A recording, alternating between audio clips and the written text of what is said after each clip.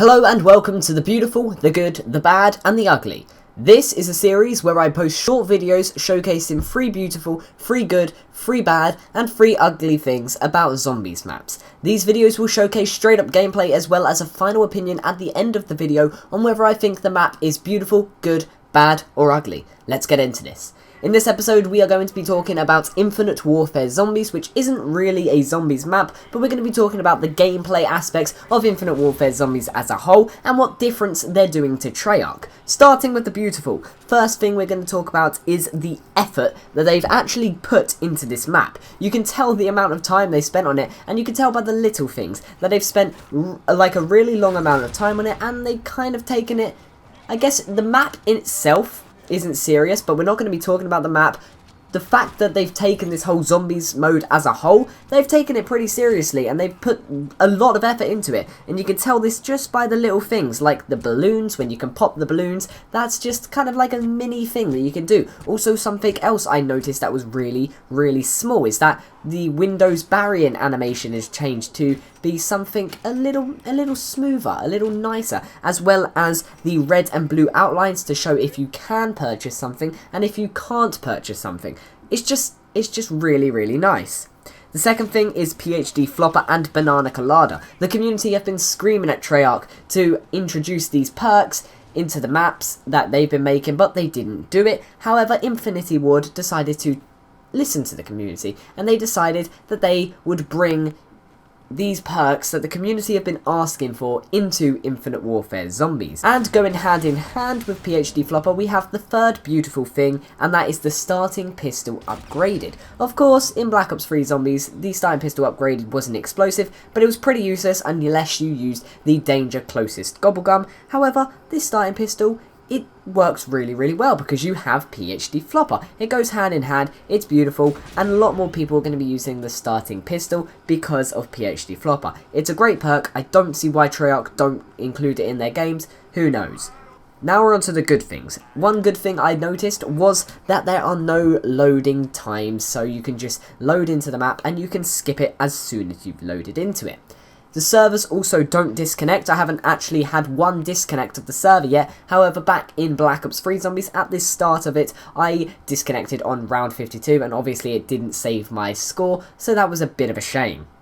Also, a little addition, a very tiny addition, which I found was really good, is that when you pause the game, you can see what your cards do, because it's a nice addition if you don't really know what the cards do, like I did at first. When I have these cards and Fate and Fortune cards on my screen, I'm just like, well, what does that one do? So I can pause the game and it gives a description of what it does. I like that. It's little additions that make the big things. Now we're on to the bad. So, the zombie movement. The zombie movement is similar to what Exo Zombie style movement is, and it's different from Treyarch Zombies. Treyarch Zombies have, taken the zombie movement and they've perfected it. The zombie movement in Treyarch Zombies is absolutely perfect. However, it feels a little unnatural and it just kind of bugs me out, the movement. I haven't put it in ugly because it's not a huge disgrace, but it kind of just bugs me out, really. It just bugs me out a little bit. Also, crawlers are pretty pointless because if you make a crawler, they're just going to be super quick in Infinite Warfare Zombies. Again, it kind of goes hand in hand with zombie movement. The crawlers are just extremely fast, and you can't really get much done in the arcade. I mean, again, talking about the map, but you can't really get much done if you make a crawler, and making crawlers literally is pointless. Also, there are weak elemental upgrades. Like in Black Ops 3 Zombies, the elemental upgrades were very strong, and maybe a bit too strong, some would say. However, in this game, they seem to be a bit too weak, and that is a bit of a problem. And now into the ugly. So, knifing zombies. It's horrible. Meleeing is horrible. If you knife a zombie, you get literally attached to the zombie. You can't escape. You're pretty much guaranteed to get hit unless you're actually killing the zombie. It's useless. Knifing the zombies needs to be fixed. It's horrible. It's honestly horrible. And another ugly thing about the map is actually visual. Red screen. When you get red screened, you can't really see a lot. You really can't see a lot, and it's a bit of a problem, not being able to see a lot, because when you're red screened, you want to be able to focus. You want to be able to properly focus and know where the zombies are coming from. But when this red screen happens, you can barely see a single thing apart from a little bit in front of you. So the red screen, I think it needs a bit of toning down because it's very powerful.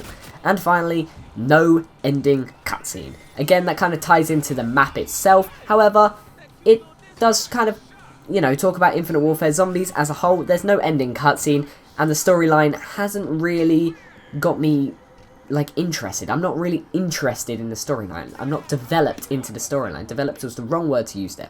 I'm not invested within the storyline, and that to me is a big problem, and that is not going to keep many people interested, because the storyline is one of the biggest things in zombies as a whole. In Treyarch Zombies, the storyline is absolutely huge. It's massive. But in this one, the fact that there's just no ending cutscene kind of, you know, there's not really anything to get invested in because there's no real storyline.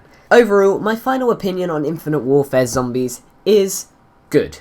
I enjoy Infinite Warfare Zombies. I don't think it's horrible, I don't think it's bad, I don't think it's beautiful, because there are a few things that need tweaking, because there are some bad things about the game, but overall, I think it's a good game. I think it's definitely something that Zombies fans will enjoy. I think it's definitely something that anyone will enjoy, especially casuals as well. It's not something that, you know, casuals will just go into a game and they will just be like, oh, what the hell do I have to do here? You know, you can just buy a gun. The power's pretty simple, and, you know, 9 times out of 10, there's going to be someone experienced in a public game if you go into a public game. So, Infinite Warfare Zombies as a whole is good.